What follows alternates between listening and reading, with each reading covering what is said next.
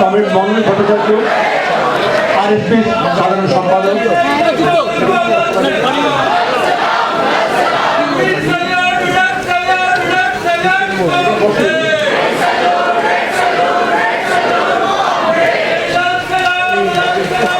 Comrade Tapan Ghosh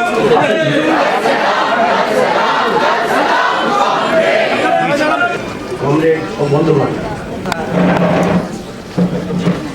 ভারতের communist party মার্ক্সবাদী Paschimbanga রাজ্য committee comrade Sitaram ইয়েচুরির স্মরণে সভায় আমি শুরুতেই শোক প্রস্তাব উত্থাপন করছি।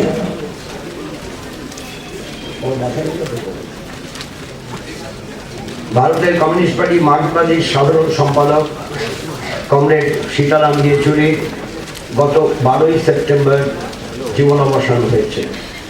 ফুসফুসে গুরুতর সংক্রমণের জন্য নয়াদিল্লির এইমস হাসপাতালে তার চিকিৎসা চলছিল। সেখানেই তিনি শেষ নিঃশ্বাস ত্যাগ করেছেন। তার বয়স হয়েছিল 72।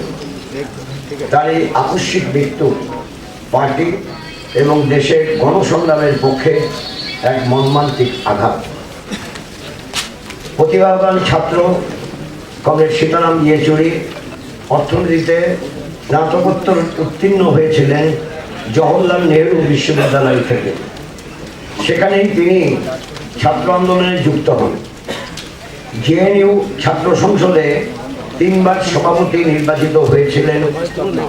জরুরি অবস্থার সময়ে তাকে গ্রেপ্তার করা হয়। ভারতের ছাত্র ফেডারেশনের সর্বভারতীয় সভাপতি ছিলেন 1984 থেকে 1986 পর্যন্ত। 1975 সালে তিনি সিপিআইএম এর সদস্যপদ অর্জন করেন। বিশ্ববিদ্যালয়ের গবেষণার অসমাপ্ত রেখেই তিনি পার্টির সর্বক্ষণের কর্মী হন। ছাত্র আন্দোলনের পর্ব শেষে তিনি পার্টির কেন্দ্রীয় কাজকর্মে যুক্ত হন। 1984 সালে কমরেড ইয়েচুরি কেন্দ্রীয় কমিটির স্থায়ী আমন্ত্রিত সদস্য হিসাবে মনোনীত হন। 1985 সালে দ্বাদশ কংগ্রেস থেকে তিনি পার্টির কেন্দ্রীয় কমিটিতে নির্বাচিত হন। 1992 সালে তিনি পার্টির পলিট ব্যুরো সদস্য নির্বাচিত হন। 2015 সালে পার্টির 21তম কংগ্রেস থেকে তিনি পার্টির সাধারণ সম্পাদক নির্বাচিত হয়েছিলেন। কমরেড সীতারাম ইয়েচুরি পার্টির মতাদর্শগত অবস্থান নির্ণয়ে অত্যন্ত গুরুত্বপূর্ণ ভূমিকা রেখেছিলেন। সোভিয়েত ইউনিয়ন এবং পূর্ব ইউরোপের সমাজতন্ত্রের বিপর্যয়ের পরে 1992 সালে চতুর্দশ কংগ্রেসে যে মতাদর্শগত দলিল তৈরি হয়েছিল তা কংগ্রেসে পেশ করেছিলেন তিনি।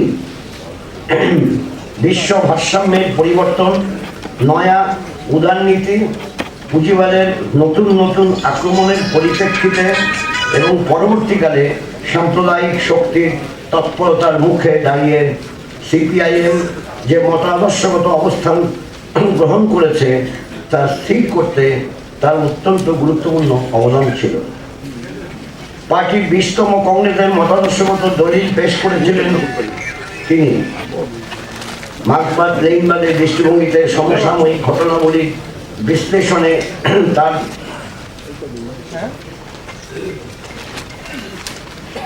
প্রশ্নাতীত দক্ষতা ছিল। আন্তর্জাতিক স্তরে বিভিন্ন দেশের কমিউনিস্ট পার্টিগুলির সঙ্গে মত বিনিময় ও ঐক্য প্রয়াসে তার উল্লেখযোগ্য ভূমিকা ছিল। কমরেড সীতারাম ইয়েচুরি যেমন সিপিআইএম এর সর্বোচ্চ নেতা ছিলেন, তেমনি দেশের বামপন্থী ও গণতান্ত্রিক আন্দোলনের অন্যতম গুরুত্বপূর্ণ নেতা হয়ে উঠেছিলেন। কমরেড সীতারাম ইয়েচুরি ভারতের সমাজতন্ত্র প্রতিষ্ঠার লড়াইয়ে আজীবন ভূমিকা পালনের পাশাপাশি ধর্মনিরপেক্ষতা, সাধারণতন্ত্রের মূল্যবোধ, যুক্তরাষ্ট্রীয় কাঠামো এবং বৌদ্ধবাদী সমাজ গঠনের লড়াইয়ের অন্যতম সেনাপতি ছিলেন। বাম গণতান্ত্রিক ধর্মনিরপেক্ষ শক্তিকে সমবেত করে সাম্প্রদায়িকতার বিরুদ্ধে লড়াইয়ে তিনি একটানা ভূমিকা পালন করেছেন। ইন্ডিয়া মঞ্চ গঠনের ক্ষেত্রে তিনি অত্যন্ত গুরুত্বপূর্ণ ভূমিকা নিয়েছিলেন। দেশের অন্যান্য রাজনৈতিক দলের কাছেও তিনি সম্ভ্রমের আসনে প্রতিষ্ঠিত ছিলেন। পশ্চিমবঙ্গের পার্টি ও গণতান্ত্রিক আন্দোলনের সঙ্গে কমরেড ইয়েচুরির সম্পর্ক অত্যন্ত গভীর ছিল। ছাত্র আন্দোলনের সময় থেকেই পশ্চিমবঙ্গে তিনি ভূমিকা পালন করেছেন। এ রাজ্যের পার্টি বারবার তার পরামর্শে উপকৃত হয়েছে। প্রতিকূল পরিস্থিতির মধ্যে বারবার তিনি বলতেন, বাংলার কমিউনিস্ট আন্দোলন পুনরায় শক্তি অর্জন করতে না পারলে সারা ভারতের কমিউনিস্ট আন্দোলন কখনোই অগ্রসর হতে পারবে না। পশ্চিমবঙ্গ থেকেই 2005 থেকে 2017 পর্যন্ত তিনি রাজ্যসভার সদস্য ছিলেন। সাংসদ হিসাবেও তার ভূমিকা সারা দেশের নজর কেড়েছিল। আরও কয়েকটি ভাষার সঙ্গে কমরেড ইয়েচুরি বাংলা ভাষাতেও সাবলীল ছিলেন। যখন সাম্প্রদায়িক শক্তির বিরুদ্ধে সংবিধানের মৌলিক মূল্যবোধকে রক্ষার সংগ্রাম চলছে, তখন কমরেড ইয়েচুরির জীবনাবসান একটি বড় ক্ষতি। সমগ্র পার্টিকে ঐক্যবদ্ধভাবে দৃঢ়তার সঙ্গে এই সংগ্রামকে এগিয়ে নিয়ে গিয়েই তার প্রতি যথোচিত শ্রদ্ধা জ্ঞাপন করতে হবে।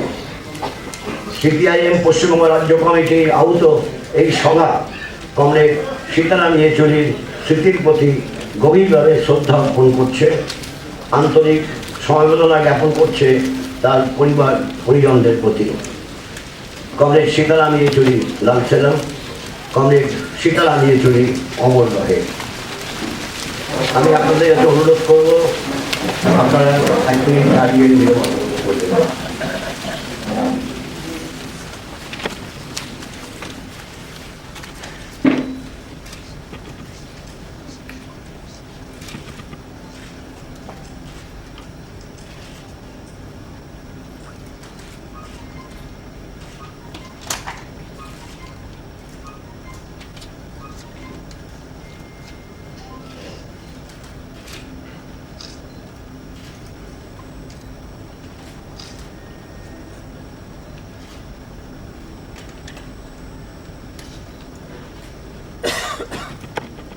বসুন।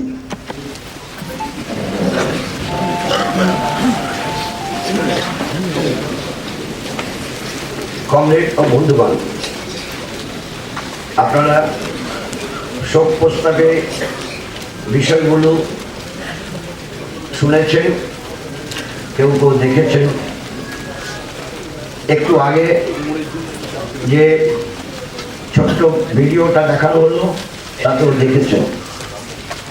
কমরেড সীতারাম ইয়েচুরি তিনি আমাদের পার্টির সাধারণ সম্পাদক ছিলেন, এ কথা যেমন সত্য, ঠিক তেমন তিনি খুব অল্প বয়স থেকেই আমাদের পার্টির ইন্টারন্যাশনাল যে ডিপার্টমেন্ট আছে তাতে যখন ইন্টারন্যাশনাল ডিপার্টমেন্টের দায়িত্বে ছিলেন কমরেড হরকিষেণ সিং সুরজিৎ, তখন থেকে তার সঙ্গে পৃথিবীর বিভিন্ন দেশের কমিউনিস্ট পার্টি তার মহাসম্মেলনে উপস্থিত থেকেছেন এবং পরে নিজে কমরেড সীতারাম ইয়েচুরি যখন আন্তর্জাতিক বিভাগের ভারপ্রাপ্ত হন, তখন তিনি তারপরেও একাধিকবার কোনো দেশে কমিউনিস্ট পার্টির মহাসম্মেলনে উপস্থিত থেকেছেন। প্রতিটি ক্ষেত্রে তিনি আন্তর্জাতিক বিষয়তে বিচার বিশ্লেষণ করার ক্ষেত্রে কুণ্ঠাবোধ করতেন না। ভারতের কমিউনিস্ট আন্দোলন সম্পর্কে, শ্রমিক আন্দোলন সম্পর্কে বক্তব্য রাখার ক্ষেত্রেও কার্পণ্য করতেন না এবং পৃথিবীর কমিউনিস্ট আন্দোলনের সঙ্গে সম্পর্কযুক্ত নেতৃত্বের বড় অংশই কমরেড সীতারাম ইয়েচুরিকে চিনতেন। অন্যদিকে আমাদের দেশে যখন কর্পোরেটের দ্বারা নির্দেশিত পথে দেশের সরকারের নীতি পরিচালিত হতে থাকে, তখন তার বিরুদ্ধে যে ভারতের কমিউনিস্ট আন্দোলনের ক্ষেত্রে যে রণনীতি রণকৌশল নেওয়া প্রয়োজন, সেক্ষেত্রেও তার নিজস্ব বক্তব্য রাখতে কখনো কুণ্ঠাবোধ করতেন না। এবং ধরুন আমি যে কথা বলতে চাইছি যে পার্লামেন্টের কাজ এবং পার্লামেন্টের বাইরের কাজ দুটোকে সংমিশ্রণ করার ক্ষেত্রে সীতারাম ইয়েচুরির জুড়ি মেলা ভাগ ছিল।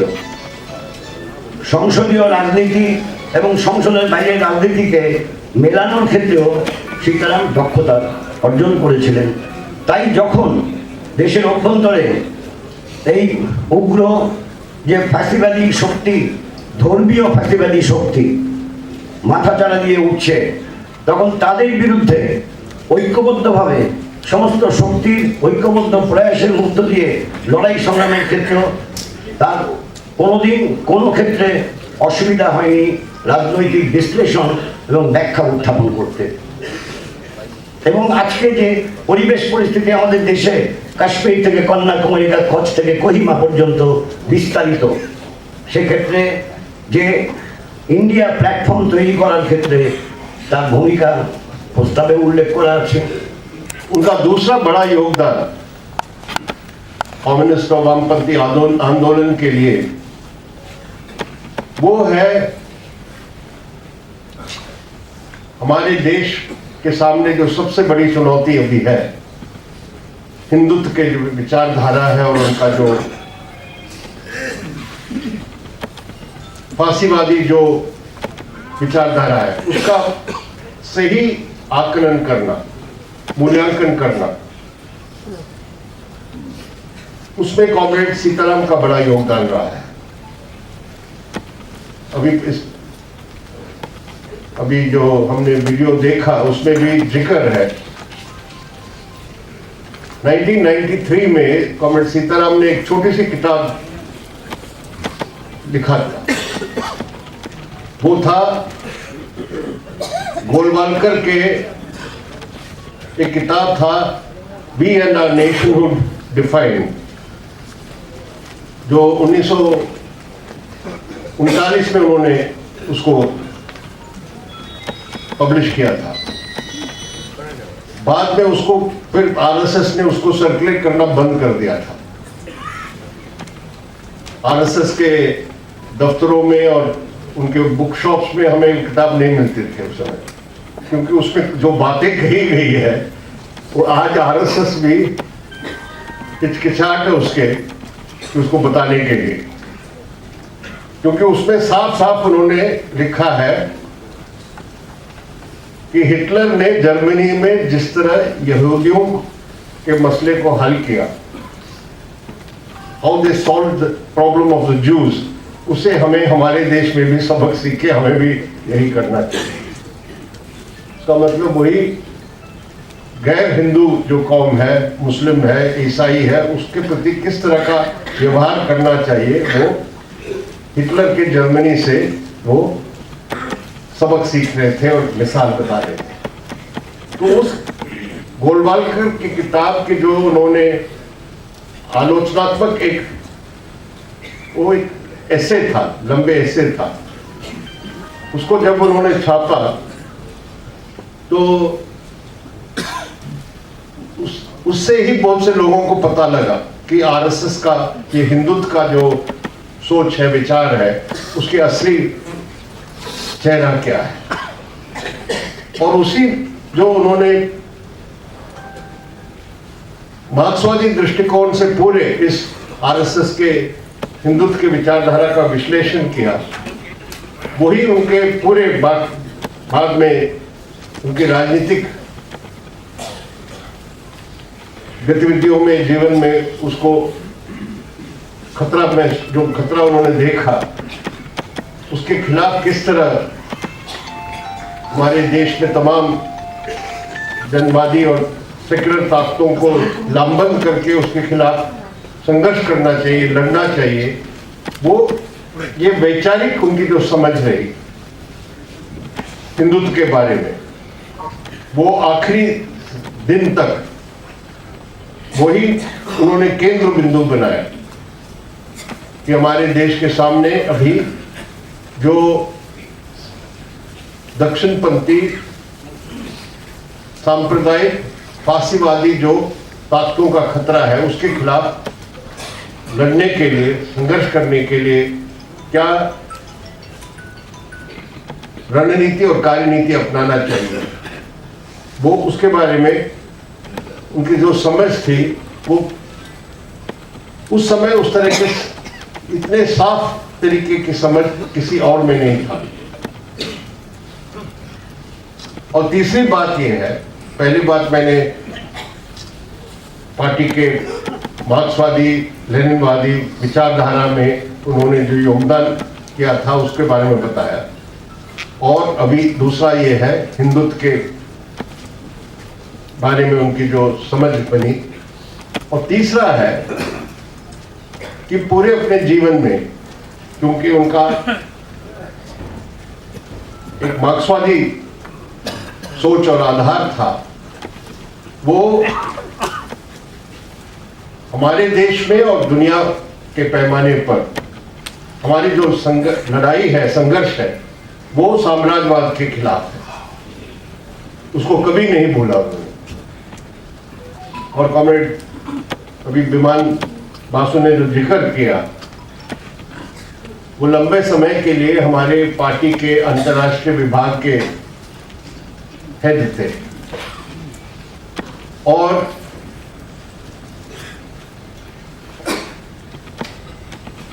चाहे वो फिलिस्तीन के संघर्ष हो, चाहे वो क्यूबा के समाजवादी क्यूबा के संघर्ष हो, अमेरिकी साम्राज्यवाद के जो हमला पिछले 6 दशक से रहा है क्यूबा के खिलाफ, चाहे वो वियतनाम में मुक्ति संघर्ष के बाद वहां उनके जो प्रयास रहा है वहां समाजवाद के निर्माण के लिए, वो सब में कॉमरेड सीताराम का सीधा वहां के क्रांतिकारी आंदोलन के साथ, वहां के कम्युनिस्ट पार्टी के साथ उनका बहुत गहरा संबंध था। और उनके मृत्यु के बाद हमारे पास जितना हमारे देश के अंदर से हमें शोक संदेश मिला, उतना ही अंतर्राष्ट्रीय पैमाने से दूसरे देशों के कम्युनिस्ट पार्टियां, वहां के प्रगतिशील संगठन वगैरह, उन्होंने सब मिलके सबने हमें संदेश भेजा। ये दिखाता है कि कितना उनका गहरा संबंध रहा है, और सिर्फ क्यूबा या वियतनाम या पैलेस्टाइन का सवाल नहीं है, हमारे ही दक्षिण एशिया के हमारे देश के पड़ोसी देश जो हैं, जैसे नेपाल में, नेपाल के वहाँ के जनवादी आंदोलन जब वहाँ चल रहा था राजशाही के खिलाफ, तो सीताराम का वहाँ के तमाम जो वामपंथी और दूसरे जो जनतांत्रिक ताकतें थे उनके साथ सीधा संबंध रहा। उनके समर्थन में बहुत कुछ उन्होंने काम किया। तो एक अंतर्राष्ट्रीयवादी थे वो। He was an internationalist। और ये कभी ये बात नहीं भूला कि साम्राज्यवाद जो है वो हमारे देश की जनता का और विश्व पैमाने पर जनता का मुख्य दुश्मन है। और आखिरी बात मैं यही कहना चाहता हूं कि हमारी पार्टी के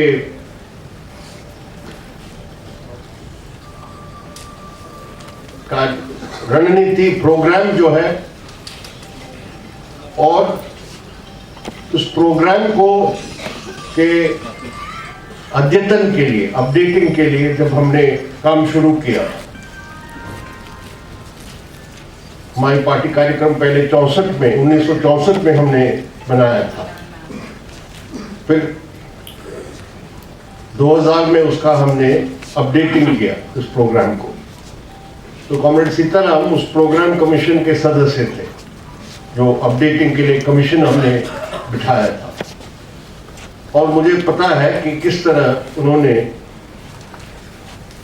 उस कार्यक्रम के अद्यतन के लिए जो कुछ उन्होंने योगदान दिया है वो बहुत महत्वपूर्ण था। उस समय हमारे पार्टी में बहुत बहस हुई थी, पार्टी के केंद्र कमेटी और पॉलिट ब्यूरो में अंदरूनी बहस बहुत चली और इतना ऐसे मुद्दे थे, जटिल मुद्दे थे कि हमें जो हम सोचे थे 2-3 साल में पूरा करेंगे ये काम, अंत में 5-6 साल लग गए क्योंकि पार्टी में इतनी बहस चल रही थी। और कॉमरेड सीताराम की जो भूमिका है उसमें मुझे उसमें पूरी तरह मैं उसे जानकार हूँ। तो पार्टी की रणनीति और फिर खास तौर पर जब वो हमारे पार्टी के महासचिव बने, जनरल सेक्रेटरी बने, हमारी जो कार्यनीति है, टैक्टिक्स है, और कॉमरेड सीताराम हमारे पार्टी के जनरल सेक्रेटरी बने जब बीजेपी लोकसभा चुनाव जीत के सरकार बना लिया था, मोदी सरकार 2014 में, 2015 में वो पार्टी कांग्रेस में हमारे जनरल सेक्रेटरी बने थे। तो उनके पूरे समय काल जब वो जनरल सेक्रेटरी रहे अब तक, वो हमारे पार्टी का जो टैक्टिकल लाइन है, भाजपा को हराने के लिए, उसको अलग थलग करने के लिए और चुनावी कार्यनीति में मोदी सरकार को हराने के लिए, वो टैक्टिकल लाइन का निर्माण और उसको लागू करने का काम, उसको सक्षम रूप से अमल में ले आने का काम कॉमरेड सीताराम ने, उसकी बड़ी जिम्मेदारी थी उसमें। और अभी कुछ दिन पहले हम दिल्ली में इस तरह के व्यापक उनकी स्मृति में सभा किए थे, तो उसमें करीब 1 दर्जन पार्टियों के लोग आए थे जो इंडिया ब्लॉक के पार्टी के सदस्य थे, लीडर थे।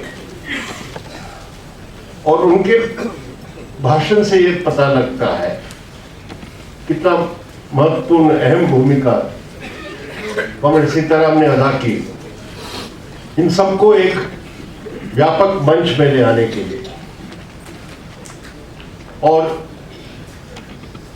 मेरे ख्याल में सीताराम के आखिरी ये जो साल रहा है 23-24 का, इतना बहुत उनको सेटिस्फैक्शन मिला होगा कि ये सामूहिक प्रयास में हम भारतीय जनता पार्टी को कम से कम एक सेटबैक मिला है लोकसभा चुनाव में, उसको बहुमत नहीं मिल पाया। और उसके बाद अभी हम हमारी पार्टी कांग्रेस के लिए तैयारी शुरू की जुलाई महीने से, तो कॉमरेड सीताराम का ध्यान इसी पर था कि आगे हमारे लिए हमारी पार्टी की लाइन ऐसे हम तैयार करें जिससे हम हमारे देश में जो अभी जो तानाशाही और सांप्रदायिक और फाशीवादी जो ताकतें हैं जो सत्ता में हैं, उनको और अलग थलग करने के लिए और हराने के लिए हम क्या कर सकते हैं, किस तरह हम काम कर सकते हैं, किस तरह हमारी पार्टी को और शक्तिशाली बना सकते हैं, वामपंथी ताकतों की एकता को कैसे मजबूत किया जा सकता है, और आगे वामपंथी और जनवादी विकल्प तैयार करने के लिए क्या क्या हमें करना चाहिए। इन सब बातों पर वो सोचने का काम शुरू कर दिया था। और उनका आखिरी एक निर्णय, हमारी पॉलिट ब्यूरो की मीटिंग हुई थी 6 अगस्त को, वो अस्पताल में गए 19 अगस्त को, उसमें उन्होंने हमारे पार्टी के पॉलिट ब्यूरो और केंद्र कमेटियों की मीटिंगों का एक टाइम टेबल तैयार किया था, पार्टी कांग्रेस के डॉक्यूमेंट्स तैयार करने के लिए। राजनीतिक समीक्षा की रिपोर्ट, राजनीतिक हमारे प्रस्ताव जो है, पॉलिटिकल रेजोल्यूशन का ड्राफ्ट तैयार करने के लिए, ये सब टाइम टेबल उन्होंने तय किया था जब अचानक उनको अस्पताल जाना पड़ा। और अस्पताल में भी जब हम उनको मिलने जाते थे तो अक्सर वही बात उठाते थे कि अभी पार्टी कांग्रेस की तैयारियां क्या क्या होगा, हम कितने दिन यहाँ अस्पताल में रहेंगे। तब उनको कहते थे कि कुछ चंद दिनों में ये तो आपका हॉस्पिटल से डिस्चार्ज होने वाला है, तो कोई प्रॉब्लम नहीं होने वाला। लेकिन उसका यही आखिरी में यही last days his worry was what will happen to our preparations for the party congress. तो अंत में I can only say that it is now fallen upon all of us to collectively work to ensure that what Comrade Sitaram wanted to do in the coming days, that we should be able to take up and collectively discharge. This will be the best tribute that we can give our beloved comrade. Thank you.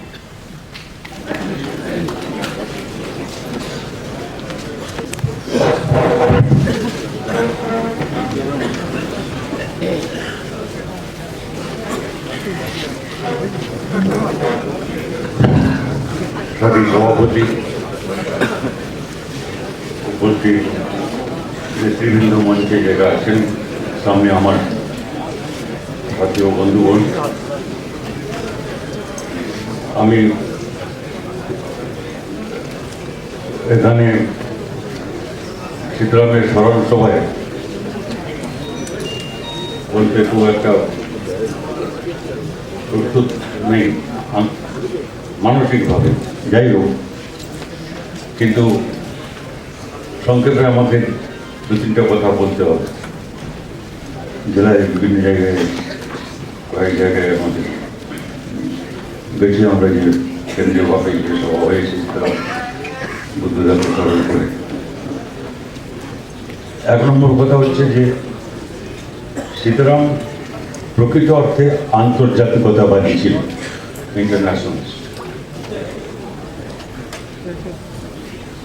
আমরা কাউকে স্মরণ করি, যেটা বিশদভাবে comrade প্রকাশ করার বলেছে, লিখেছেন, এই লেখাটা আমরা বাংলায়ও প্রকাশ করেছি, ইংরেজির লেখা। এই সময়কালে যারা সীতারামকে নিয়ে লিখেছেন, আমার ধারণায় সেটাই সবচাইতে উন্নত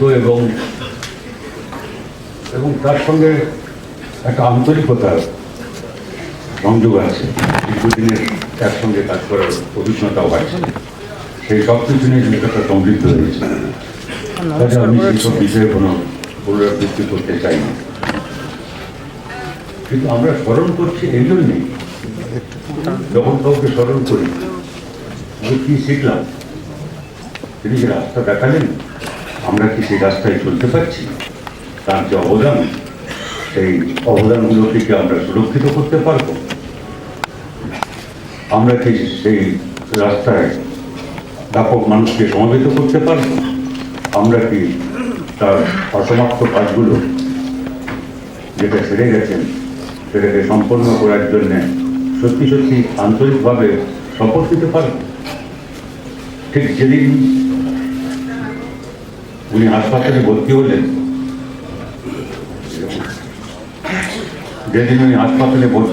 তার আগের দিন উনি আমাকে ফোন করেছিলেন, এরকম অসুবিধা হচ্ছে বলে।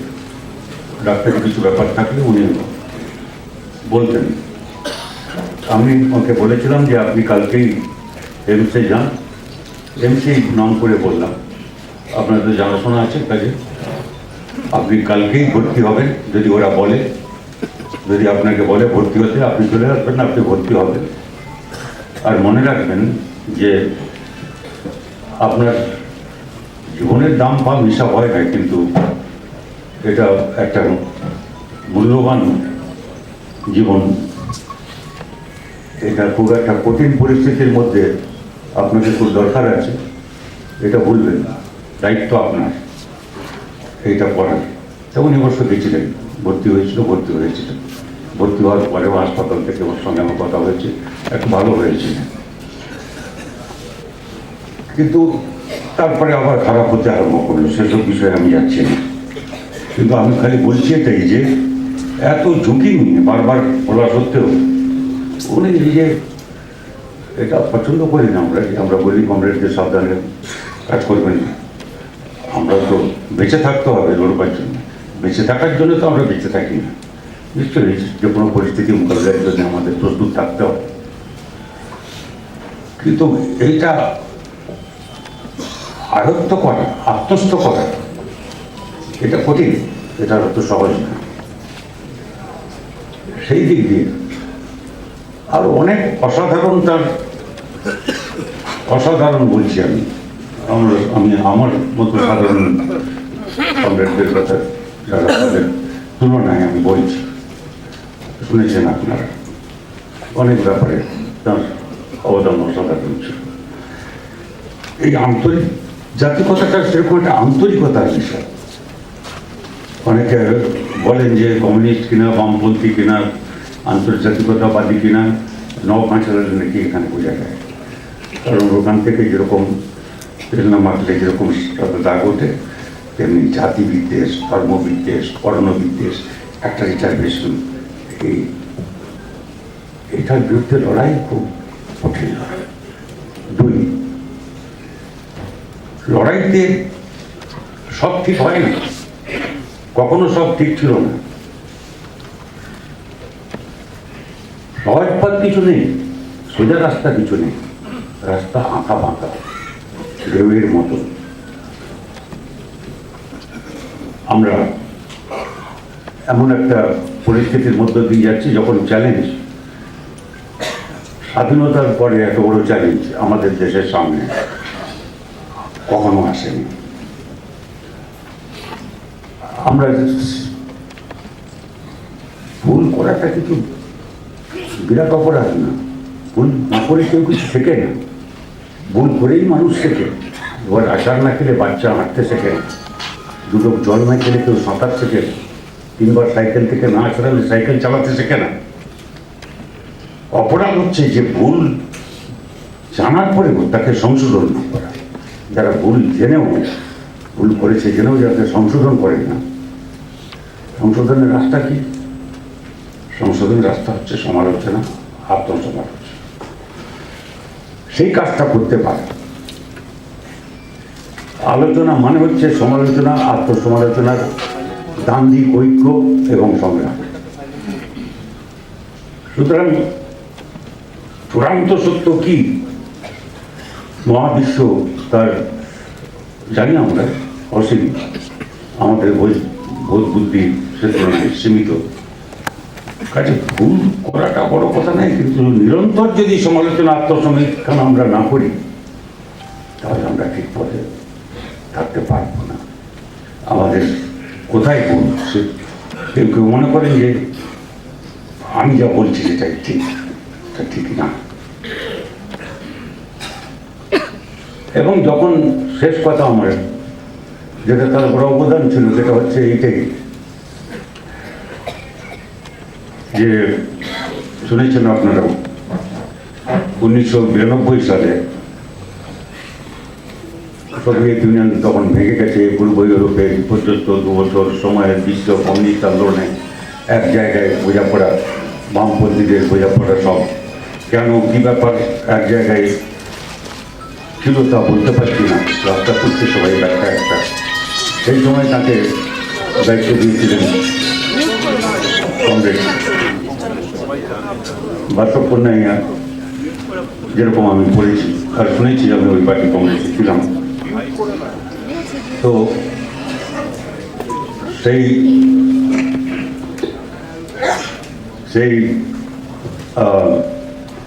লেখায় আছে, ভাবুন আপনি 1992 তখন সোভিয়েত ইউনিয়ন ভেঙেছে, সমস্ত পূর্ব ইউরোপীয় পর্যায়ে পৃথিবীর ভারসাম্য সাম্রাজ্যবাদের পক্ষে চলে গেছে, সেরকম সময় একটা শব্দ আছে যে এইরকম পরিস্থিতিতে দুনিয়ায় যারা সব প্রতিক্রিয়াশীল শক্তি এবং নয়া ফ্যাসিবাদ, এই শব্দটা আছে, এই শব্দ নিও ফ্যাসিস্ট, এই বিপদ দেখা যাচ্ছে। 1992 সালে নয়া ফ্যাসিবাদ কথাটা উচ্চারণ করতে নিশ্চয়ই আপনি বুঝতে পারেন যে খুব সহজ ব্যাপার ছিল না। সব আমরা জানি, আগে জানতাম, অনেকদিন ধরে জানি।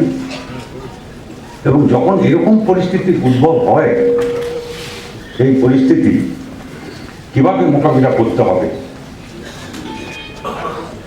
সেটা আমরা একা ঠিক করলে হয় না, আমাদের ঠিক করতে হয় সবাইকে, কত মানুষকে আমরা এক করতে পারি, কত রকম শক্তি, কত ব্যাপকতম ঐক্য আমি গড়ে তুলতে পারলাম। ফ্যাসিবাদ এখনকার চেহারায়, যাকে নয়া ফ্যাসিবাদ বলা হয়, তাতে সমস্যা অনেক, আমি শেষ হয়ে যাচ্ছি না, কিন্তু কেমন করে লড়তে হবে তার কী লাইন হবে, রণকৌশলগত লাইন, এই ব্যাপক ঐক্য গড়ে তুলতে পারা, কমিউনিস্টদের মধ্যে, বামপন্থীদের মধ্যে, বামের বাইরে বাম গণতান্ত্রিক শক্তিগুলোকে একত্রিত করে সমস্ত ধর্মনিরপেক্ষ শক্তিগুলিকে নিয়ে ব্যাপকতম প্রতিরোধ গড়ে তোলবার যে ঐতিহাসিক দায়িত্ব পালন করতে হবে, এসব আমরা যদি আন্তরিকভাবে গ্রহণ করতে না পারি, প্রয়োগ করতে না পারি, তাহলে সীতারামকে স্মরণ করে কিছু লাভ নেই। আসুন আমরা সে কাজটাই করি। শুনবেন, সীতারাম তো শুনতে পাবেন না, কিন্তু আমি নিশ্চিতভাবে বলতে পারি যে তার উদ্দেশ্যেই বলতে পারি, তুমি ঘুমাবো কমরেড, আমরা জেগে আছি, আমাদের পরবর্তী প্রজন্ম যারা আসছে তারাও তৈরি হচ্ছে মাঠে ময়দানে, এবং আমরা এই লড়াই লড়বো, আমরা এই লড়াই জিতব।